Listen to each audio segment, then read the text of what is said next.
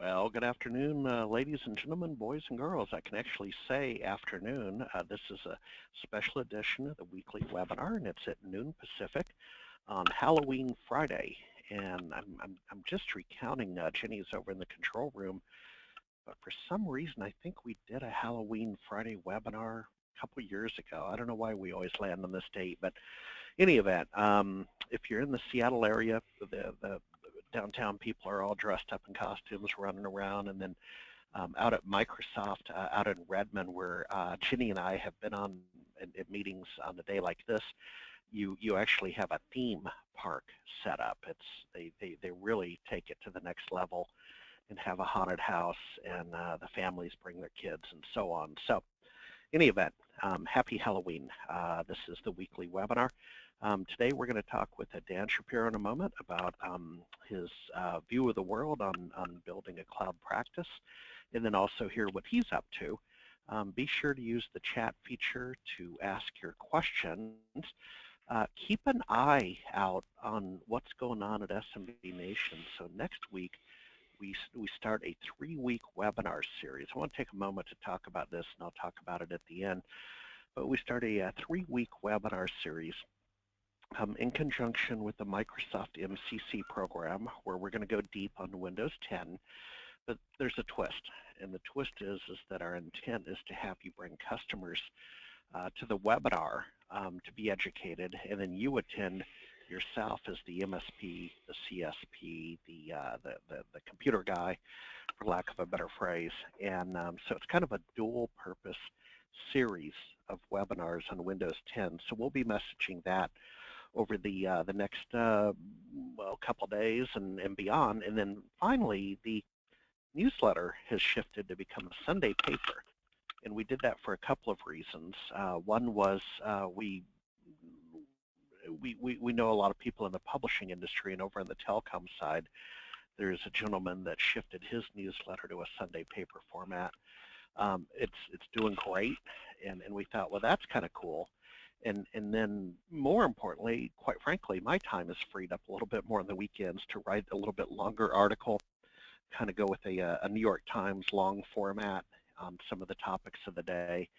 So we put it all together, and after 10.5 years of publishing in the existing weekly format, we're now pivoting to a Sunday paper format. Now, with that said, Dan Shapiro, sir, let me hand the talking stick to you. Let's get going. Be sure to introduce yourself for people that don't know Dan, and let's have some dialogue today. Hey, great. Thanks very much, Harry. And as you said, it's an afternoon presentation, so if you're not in Auckland, New Zealand, it will be good afternoon or good evening to everyone out there on this exciting eve of the holiday Halloween weekend. I'm excited, Harry, to hear about your Sunday paper. I will absolutely look forward to reading that every Sunday. And now just transition to today's topic, which is building a profitable and scalable cloud business practice. Now, for some of you who have not met me, I'm Dan Shapiro, founder of ClickCloud. We're a digital marketing company that was born in the cloud, so completely self-service, all cloud-based infrastructure business, providing digital marketing services to the IT channel, SMB channel, CSPs, MSPs, VARs, telco agents, and the like. It's kind of our audience and our specialty. I've got a deep and storied career in the technology industry. I don't have time to go over my entire background, but I've held positions at companies like Kaseya, running their cloud business. I've held positions at Ingram Micro, running marketing for their cloud business, website statistics, maps and directions, and a few other things all along the line. So long career working with technologies in the last decade plus, working in cloud solutions. So what I'm here today to do is to give back a little bit of my insights to you on what I see and how to use some of the industry trends to your advantage as a practitioner, as a cloud service provider, and I pay particular attention to a topic of how to use Office 365 as a lead generation tool in your business, because it may not always be as it appears on the surface with a technology like communications and collaborations and the price points and margins associated. Also, I'm really excited today to announce a new bundle that we put together from ClickCloud. So spend the last 10 minutes of my presentation on this for in and around the Microsoft SureStep and modern marketing program assets. So this is an ideal solution for anyone who sells a lot of Microsoft and wants to have a up-to-date digital presence. So I'll talk a little bit more about that on the back end. So let's get going. So one of the big industry trends that we probably see around us, but maybe don't necessarily take interest in, is that small businesses are really the long tail of our overall economy. And if you think about it, you hear lots of stories about early stage companies and startups, businesses growing all around you, and you hear the stories about the big businesses laying people off. Small businesses, according to most industry analysts and stats, IDC research here cited, is a 32% annual compounded annual growth rate. And you have to ask yourself, when you're looking at a small business client, could that small business maybe one day be your next big business client? So even though they might be small today, your investment in them early on could be an opportunity for the larger fish down the road. Let's talk a little bit about why that is. Why is it so easy for a company today to go from no business to small business to big business? You look at it, any great idea with internet access and maybe a Kickstarter program can equal new business. And I know for our business in particular, we've hit people from a variety of industries above and beyond our technology clients who are just getting going, looking for the basics, and then grow really fast. So just one of the big industry trends to take a look at. You may spend your time looking at the big fish, but sometimes it's the little fish that grow into the big fish. They're worth looking at too. All right, so why is this? Why is it easier than ever for a small business to get themselves started? If you look at it in the old days, it could take 6 months, 9 months, 18 months, or more. Being a veteran of this technology industry, I used to look at technology cycles of every 18 months, and then I'd look at the technology cycles of every 9 months, and now I look at technology cycles that could be 6 months or even 3 months or less. A big part of that is that the cost of doing business is so much lower, and the time to market is so much quicker as a result. So when you're talking to your clients, this is where that CapEx, OpEx discussion comes in. So just a quick refresher for those that may not be the accountants in the room. Capital expenditures, these are the things you spend a lot of money on up front. It's cash out of pocket. Something like your infrastructure, hardware, the software that runs on it, and the investment to implement it. That costs a lot, and in the old way, it was just a requirement. And what it did was it just basically priced out many of the businesses from getting access to world-class technology. So if you think of things like a CRM application that might have taken a year and a half to implement in the past, now that CRM application can be deployed in hours, or within a week you have yourself completely up and running and trained on it. If you look at it in the new way, now from an operating expense standpoint, instead of forking out all that money on capital, you're basically subscribing to either a monthly or an annual subscription. So you're paying for your services over time, particularly the infrastructure that it takes to get going for any business, whether it's a website, whether it's that CRM application, whether it's your accounting system. There's so many on-demand services available, really lowers the barrier.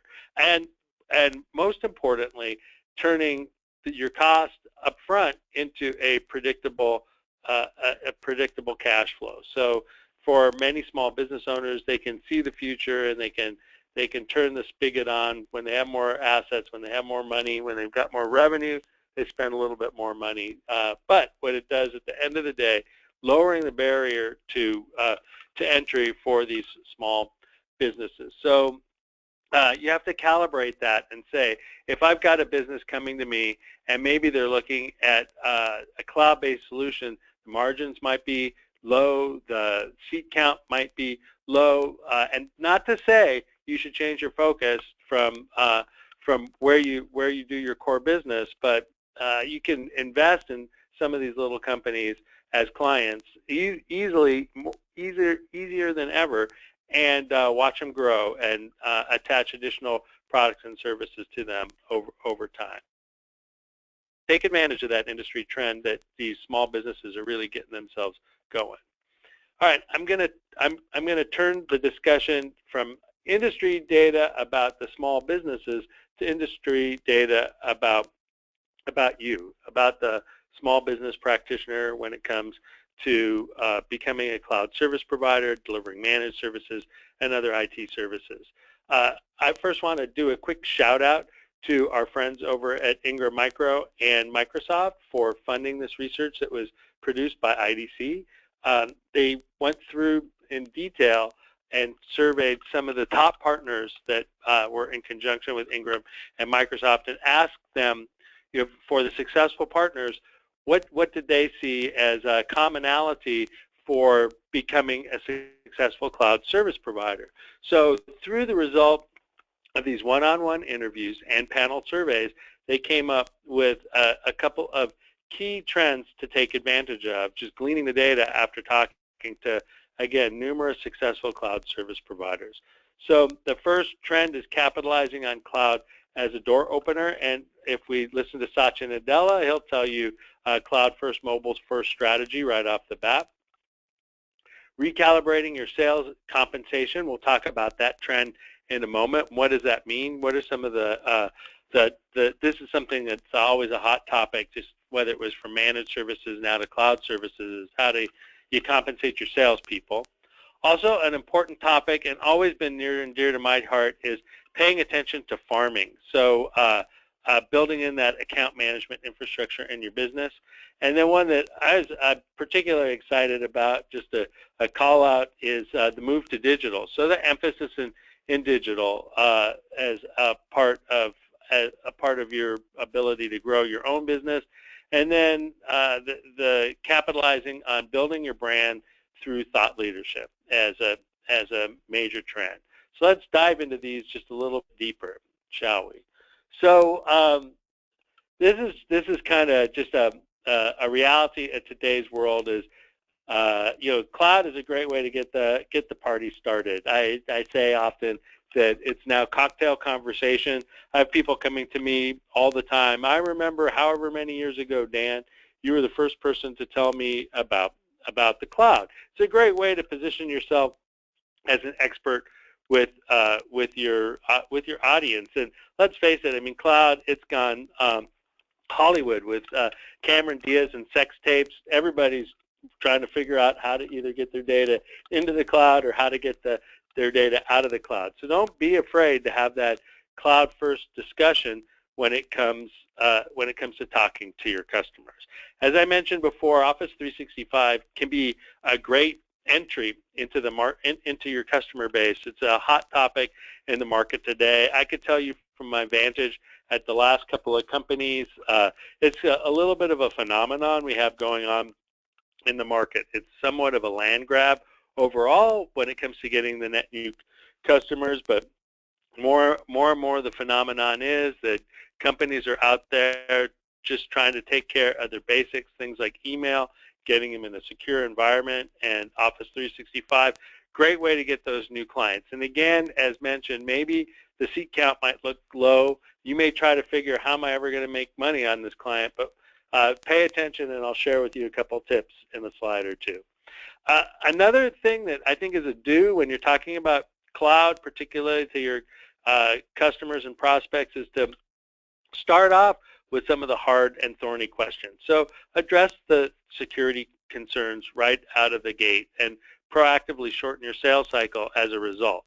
So instead of waiting to the end and finding out that maybe you fumble that security question. Just find out their appetite for security. Try to understand all the basics, whether it's PCI or HIPAA as a requirement for the client, and just unearth that up front, and then share with your clients the various options. And it's also just a good comparison to take a look at their existing infrastructure and their as opposed to what they might get from a cloud solution. So often the case is unsecured servers, unsecured perimeter security, and compared to a world-class cloud solution, the alternative is much better. Also, consider talking to your clients about doing a readiness assessment for the cloud. It might be a little bit of upfront planning where you can understand and discover more about their environment, maybe identify some of the weaknesses they have in either their security or their networking infrastructure, and if you can bolster those ahead of your cloud deployment, it's just going to go that much smoother. And hey, you'll probably pick up a little bit of revenue on the front end by maybe upgrading their network. So take that into account as well, because as we know, it's that last inch that really counts when it comes to access to the cloud. And then the last part is just, I guess, reinforcement to the opening remark about getting your foot in the door. That cloud first motion will help you lead to the next steps overall. All right, let's move the dialogue along a little bit. But let me ask, so back to the IDC research when we talked earlier about your cloud sales and marketing strategy. So one of the important, always hot topics in the market is recalibrating your sales compensation model. So this is just my take on it. You may have your own take when you're looking at the data, but what I see when I look at a chart like this is you can see that the long pole in the chart is paying the reps and the up front. So the movement is whether you're currently paying your reps up front to considering paying sales commissions up front. And you can see that's maybe a little bit of a shift from the paying over the life of a contract. So what does that mean? What that tells me is that there's this renewed emphasis on a land grab. So we're basically going for net new business at this point in time. That's just kind of the general consensus out in the market. So if your competitors are considering this, they're looking at how do I get more seats, how do I get more clients on board, more on the platform. You put the emphasis on that upfront commission structure versus maybe the nurturing program over the overall life of the business. So that's just one definite trend in the market that you want to capitalize on. What I also find curious is when I look at the data and you've got either the mix over time or maybe something a little bit different, is wondering that's probably part of the market just trying to figure out, so how do I keep and retain top sales people in this competitive environment. So definitely consider taking a look at your comp plans, and definitely consider if you can put more incentives up front, on that initial sale. That's one great way of telling your salespeople, it's all about getting the new business today. And again, looking for the attach revenue on the back of that over time, which gets to the next trend identified by IDC.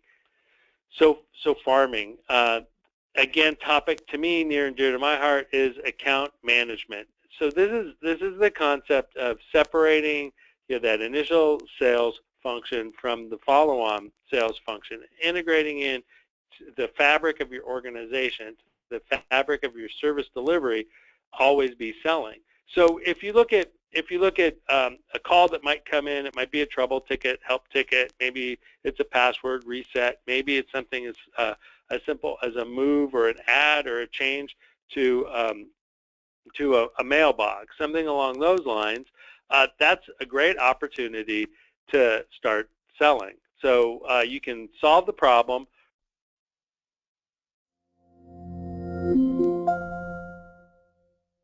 on the back end about other service options that you might be able to add. So now when I do my travels and I talk to successful cloud service providers, I would ask, particularly those who are doing well with Microsoft, how are you getting these new clients, but then how are you growing the business? So they would consistently, the successful ones consistently would tell me this story where they would start off with Office 365.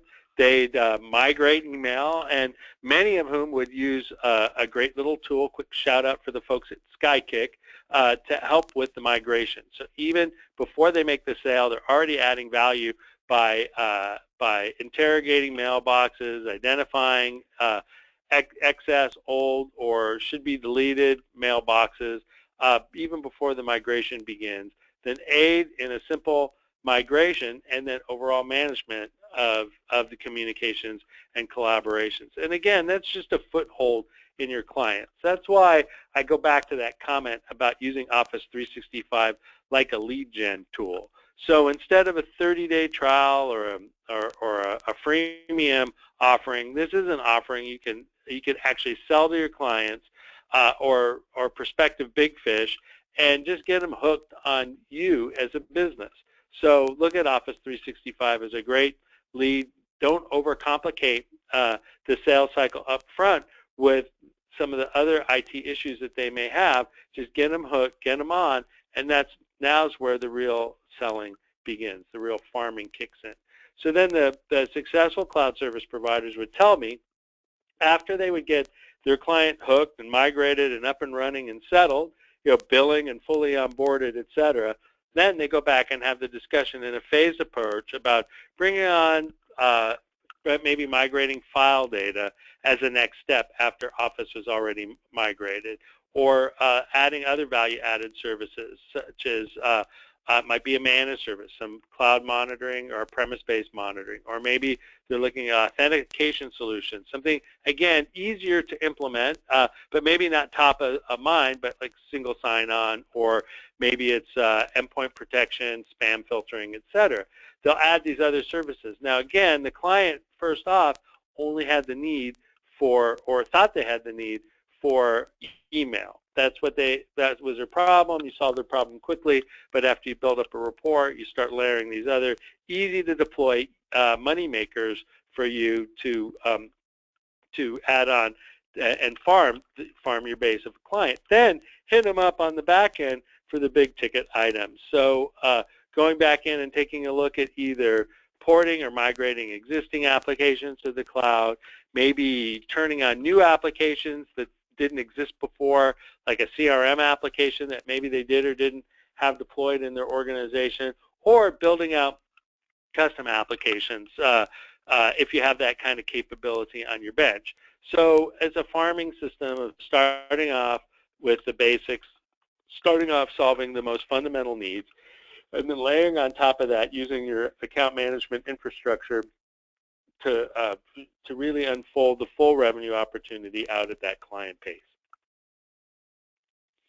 All right, and now again, the topic that I'm particularly excited about was the findings that IDC had that said that digital becomes an important part of your marketing strategy. And why that is more so than ever. Everybody's connected. They're connected through mobile devices. They're connected through wearable devices. They're connected through their laptop, and of course their desktops. And what they're doing is search traffic, looking for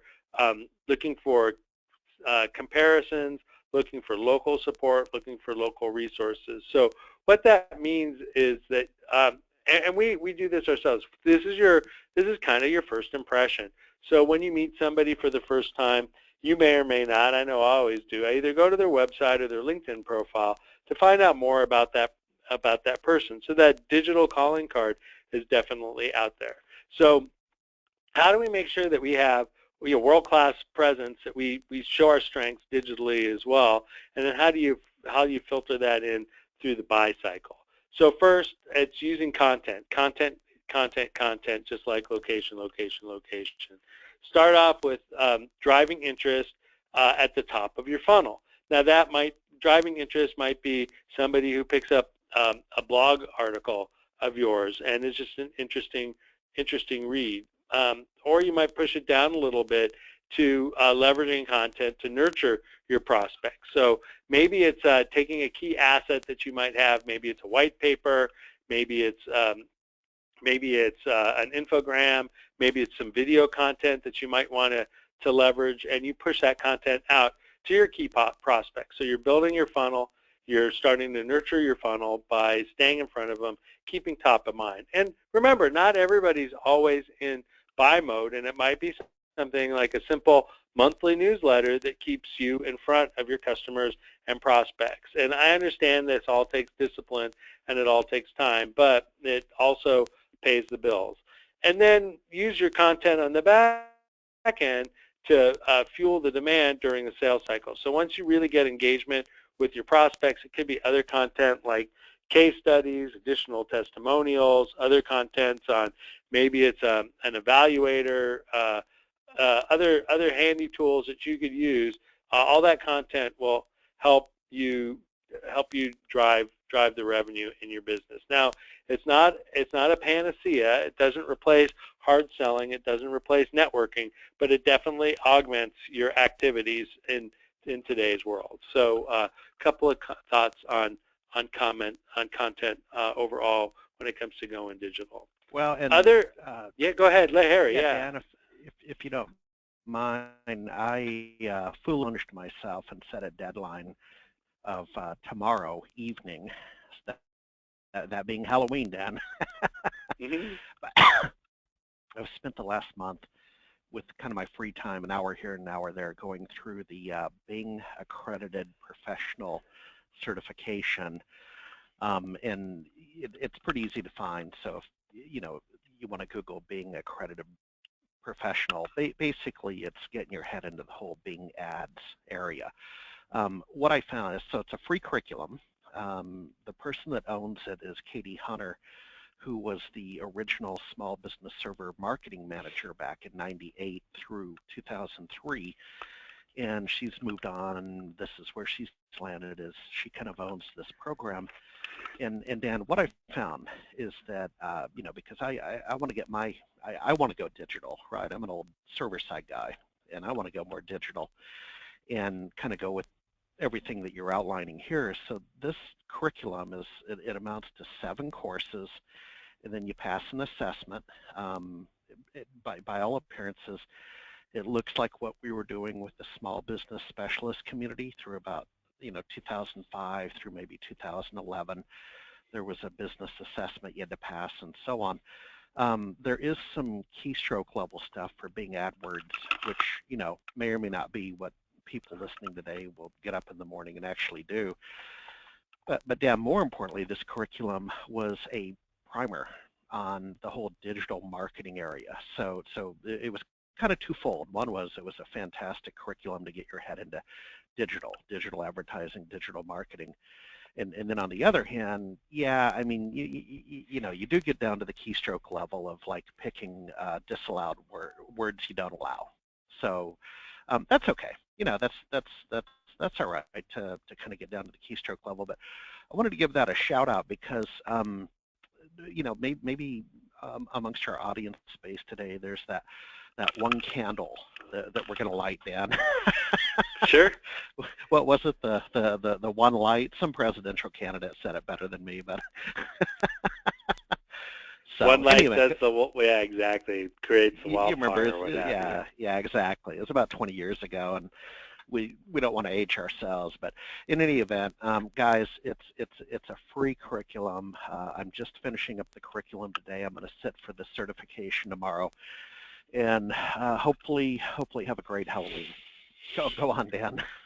Well, good luck, best of luck with that, Harry. We wish you every success in getting yourself Bing certified and all. And I know you lit a candle here. I took a note down to see. I'll take the challenge and see if I can squeeze the time in to do it myself. Let me ask you, Harry, so how long did it take you? So from duration-wise, not number of hours, but from the time you started chipping away at it to the time you get your certification? Well, a month. Because about a month. Yeah, well, think about it. An hour here and an hour there, right? Yeah. And guys, that's reality. I didn't intend it to be. Oh, Dan, you remember the old 5-day intensive MCSE classes, right? Learn SQL Server in 5 days. Um, that's I wouldn't recommend that. I would offer you guys if you could do this between now and the end of the year, I would say that's reasonable. Carve out an hour in the morning. What I did, Dan, by the way, because it is an online curriculum, is I right-clicked and outputted the curriculum to OneNote. So I could use OneNote to read the curriculum when I'm commuting by ferry, where, I don't necessarily have Wi-Fi. Yep. So little tricks like that. But give yourself 30 to 60 days at a gentleman's pace, set for the accreditation, and you know what, that could be a fantastic win in 2015, and start with you get a little logo, you get a little certificate, blah, blah, blah. And what was your top takeaway? If you had one thing that you've just stuck out in your mind that you learned by going through that, what might it be? Yeah, I'm going to say the demand side platforms and the fine tuning that they do. So, you know, Dan, I've been on an engagement where I've spent some time on what I would call the lead management and scoring, and so I'm going to call that sort of the stage 2 and 3. What I was really Yep. weak on was stage 1. So I'm reasonably strong on once we get the lead, right? Once we get a lead named Sally, what do we do with it? I'm pretty strong on that. We score Sally, we put her in a funnel, either high priority or low priority, send her off to HubSpot to be nurtured. I kind of got that down. What I didn't understand is digitally, how do we go out and acquire the leads? And so I'm going to say the whole demand side platform, for lack of a better word, was my takeaway. The the thing that didn't work for me, I have it on the screen right now, on screen number 2. Of course, I'm listening to you, Dan, and watching you, but I do have a second screen and I have it up. But today I'm going through a later course about the Bing editor, and boy, that's kind of that's down at the keystroke level, buddy boy. It does It's take a okay. little bit of time. Yeah. It does. It does. I always find it fascinating when you're doing your keyword research and starting to take a look at just what keyword might be more popular than another. What might pop into your head quickly isn't necessarily what pops into everybody's head. And then you start That's right. looking and comparing. It's almost like a sociology experiment at the top of the funnel. And of course, there's plenty of options to spend money on and drag people in. And gratuitously, it's always important to have a professional presence just to make sure you maximize your conversion rates on the back end. So that's Yeah. great. That's great stuff. That's great Yep. Just stuff. wanted I'm to just glad to wanted to hear about connect the it. dots because, well, I think I think amongst the listeners today, there's those people saying, "Hey, how do I reboot? The small business server thing is gone. I'm curious and inquisitive by nature. I have some business acumen. What can I do?" And I do come out of the experience. And by the way, my intentions are to also go get the Google AdWords similar designation. Apparently, it's called Google Partner now, but Yep. they have a similar title. And so that's my intent, is to almost in effect make a slight, well, I don't know if I call it a career change, but why don't we just say, reinvent, just stay current. And I'd Well, encourage people to think that way. it's always good to stay current because things move along pretty quickly. So, all right. And Yep. speaking of Okay. moving along, Yeah, I'll go speaking to of that moving next. along, let's move. Moving along, I'll go to my next slide, Harry. That's great. Well, it's actually a closely related topic. So, one of the other points, just a last takeaway from the IDC research that I was highlighting in today's presentation, is building your brand through thought leadership. And people always wonder, sometimes they criticize the term of being a thought leader, and what does that really mean, and how do I become a thought leader in front of my prospects and my customers. So this is just a couple of tips of advice. Is, when you talk, try to stay vendor neutral, and maybe understanding your competition is a good way to do that. But as you talk about solutions, you don't necessarily have to always be selling and pushing the SKUs as much as just talking about basic either best practices, or stick with high level topics. Cite third-party research is always a great way to go. Knowing your audience helps. So when you're talking to your customers, understand that sometimes you might be talking to the business owner who maybe isn't all that technical, versus maybe you're talking to the technician if your company's big enough and they've got a couple of techs in there, making sure you calibrate your message to your audience. And then also sticking to the topics. Now, you might look at topics and say, how would I take a topic like cybersecurity and relate it to maybe a business owner? One area that just comes to mind would be, for example, saying, your people might be your biggest hole in your defense against cybersecurity. So how often do you train your people on cybersecurity? And that might be a thought-provoking dialogue that you could have with the business owner that's not necessarily talking about your favorite desktop protection, or talking about cloud computing strategies, how to lift a business to the cloud, and how to phase the deployment of cloud computing, and having that higher level dialogue with the business owner can help. So topics including mobile computing, business continuity, risk management, leveraging IT for strategic advantage, all things that you can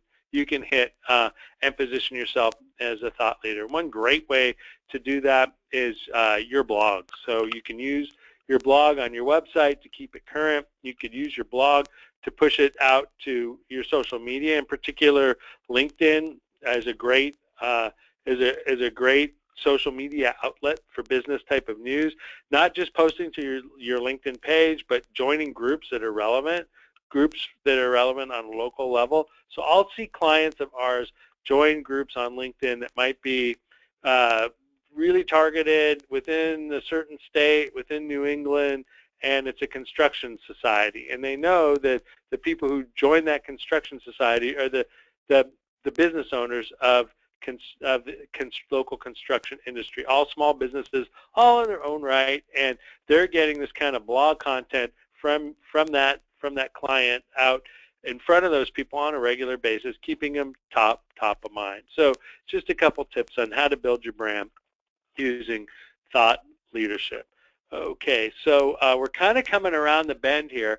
So, and as promised, I did want to spend a little bit of time just talking to you about something that's new and exciting. This is the first time that it's been announced, so it's just a great day for me to be here, Harry, with you and your audience, to be able to make some announcements.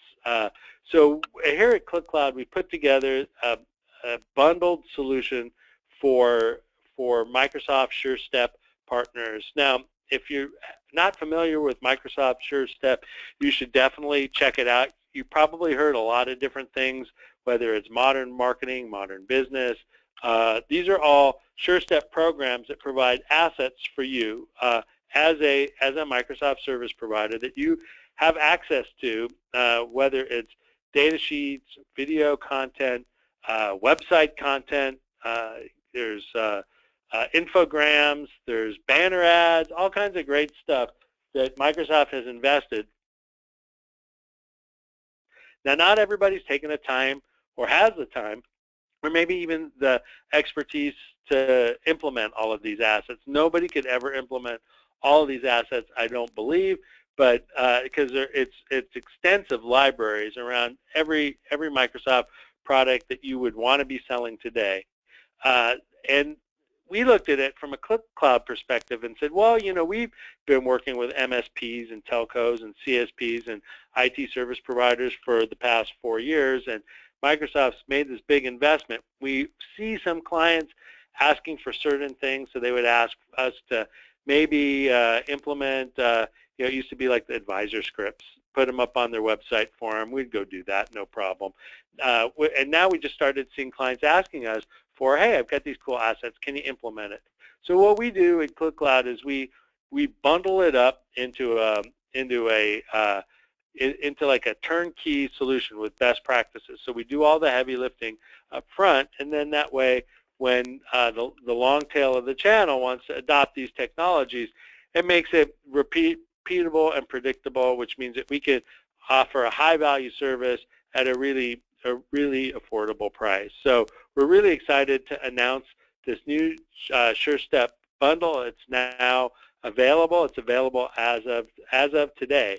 The turnkey bundle, we put together landing pages with videos, infographics. We will brand your data sheets for you. So the Microsoft data sheets, whether it's for Office 365 or Azure, and you need your logo here, we'll do that for you. The digital ads, we'll put them up on your site. We'll help you get them. We'll make recommendations for which ones we think you should use. We'll add them to your newsletters. We'll add them to your website. And then all that content that goes along with it is all part of the bundle. So when we looked at the treasure trove that Microsoft has put forth, there's assets around Office 365, Azure, Skype for Business, SQL Server End of Life, and more. So if you're out there marketing any of these products and services and don't feel that your digital marketing programs, your website, your email newsletter, your blog are adequately portraying what it is you have to offer today, you should definitely check out this service. So a couple of things. Here's just a quick example. A landing page that's got your calls to action, setting expectations of what are you going to get if you go ahead and download an asset, and then making sure that all of the qualification activity is well above the form so that we can quickly turn those visitors into leads. Also, just kind of some fun stuff. This is one from a existing client that having just a fun or a strong call to action. So they sell backup and disaster recovery, and they use a free backup and disaster recovery assessment. That's something they use as a lead gen hook for themselves. Making sure that you have rich keyword content throughout your site, generate some passion with emotional messaging and a human element where possible, and then always make sure that your website is mobile friendly and responsive. So more than 50% of your traffic is going to come off of some sort of a tablet or off of a handheld, some other sort of like a mobile device, so your phone, etc. So you got to make sure that if your site's not mobile ready today, then definitely check this out. Okay, so what is it? What is a SureStep bundle? What does it look like, and how do I get it? So our business model is basically a pay-as-you-go subscription service. So we sign people up for a flat fee at $99 to start, then a monthly service fee of $249 a month. That gets you your responsive website, your search engine submittals for the new website, and we do include Bing, Yahoo, as well as Google in that. All your ongoing changes, so all your moves, ads, and changes are included on as part of the service. So don't think of your site as once it's up and running, I never touch it again.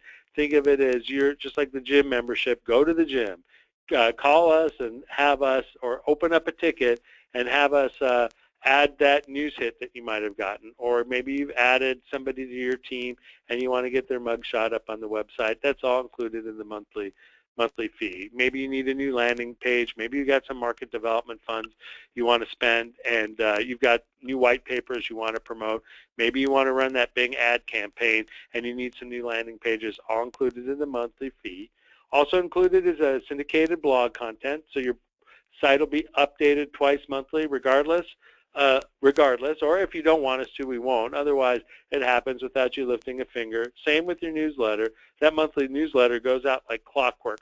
Most of our clients will make modifications and revisions to it, so they'll add a specialized call to action or a new offer All that's included in the monthly service fee, but regardless, it's on a timeline, and it goes out just like Harry Sunday edition. So you too can have your own.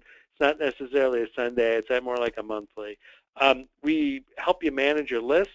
So we scrub those lists, work them really hard, get rid of all of the spam traps. We get rid of all of your fluff mail, pull it all out so you get really quality open rates, and then we provide you reporting on all of your campaigns.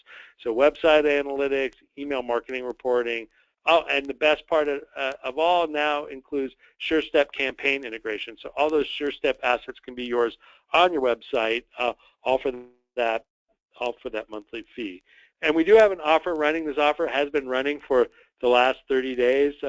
Like your deadline, Harry, our deadline was October 31st. So we'll give you basically $100 back on your first month subscription. So if you put down the $99 to get your site going, give us your logo. We'll start building your site for us.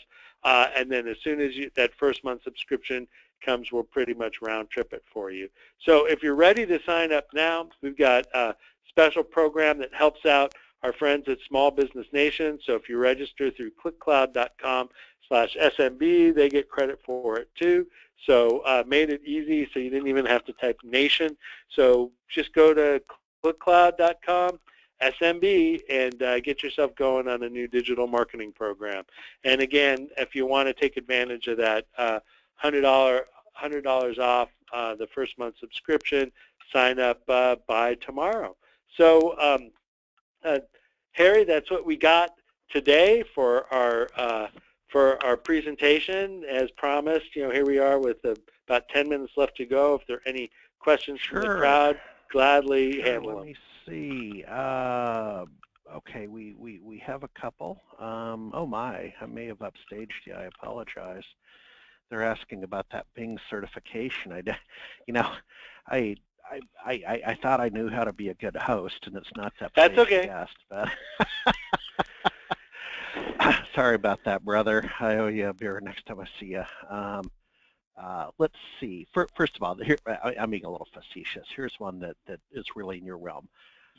Do you find a yes/no question as a call to action works best? So a yes/no question that sure doesn't raising my kids, let me tell you. Dan, what's your pleasure on call to action in terms of a yes/no question or open? Yeah.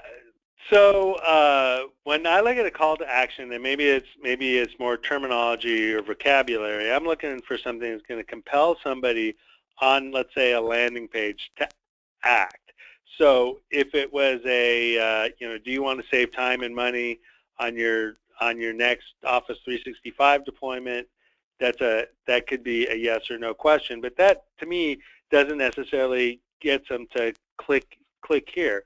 So some of the calls to action that we find that are really successful with our clients are things like offering a free is probably a better word than yes or no.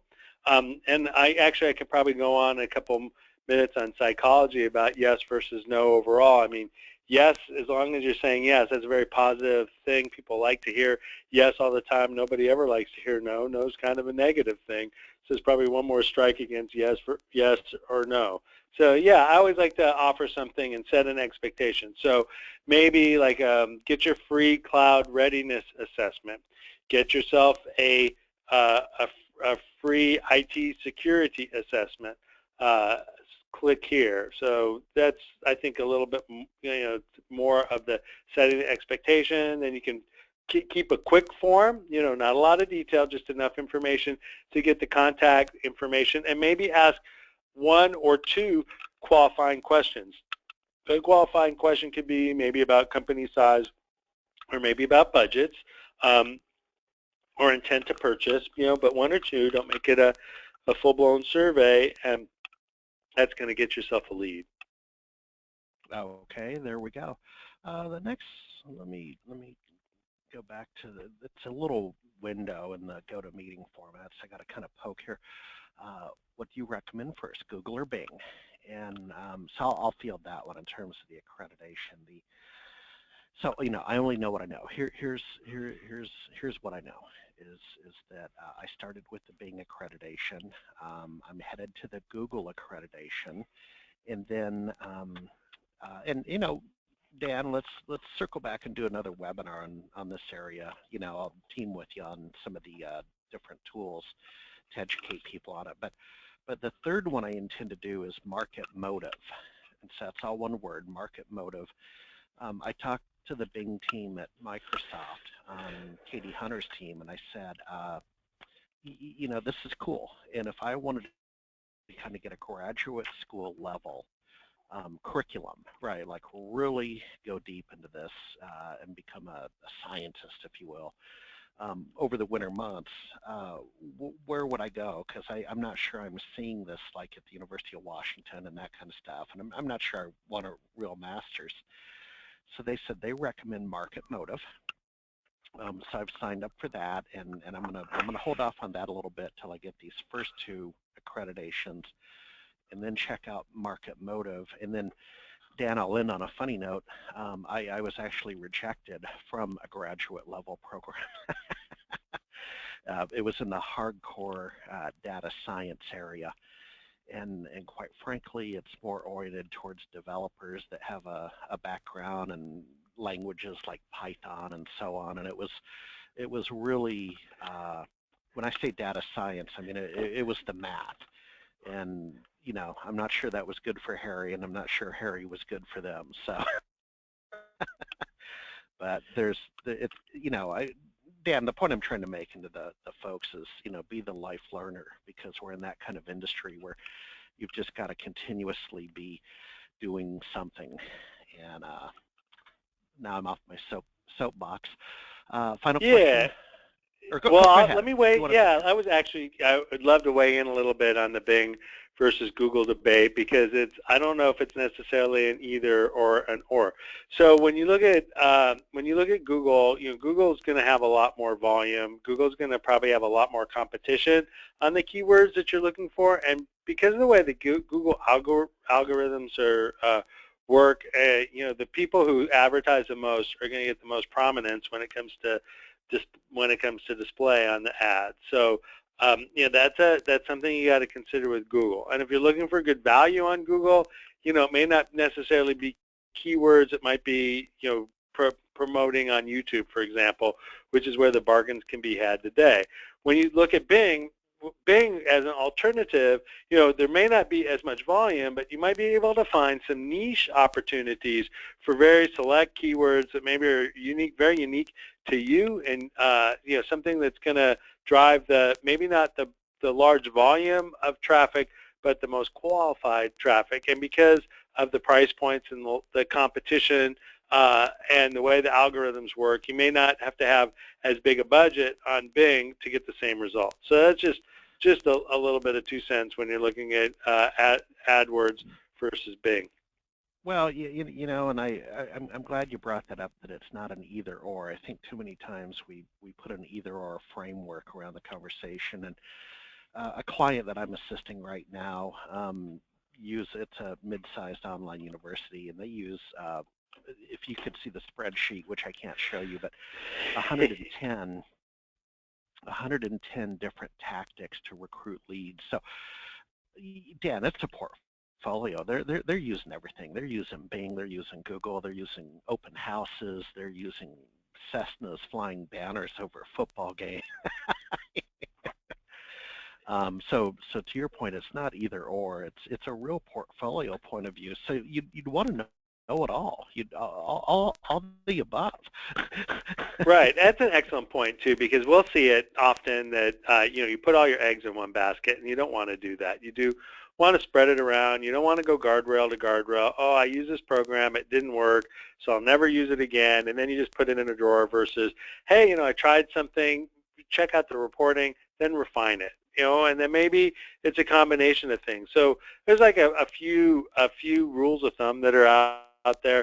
I always look for the 10x return on my marketing dollar.